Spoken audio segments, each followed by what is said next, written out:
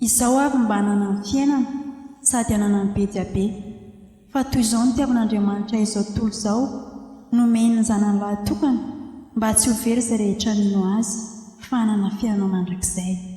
Namonjy ahy izy satria tiany aho. Samuela 2:2-20, Jaona 2:10-11, Jaona 2:7-19.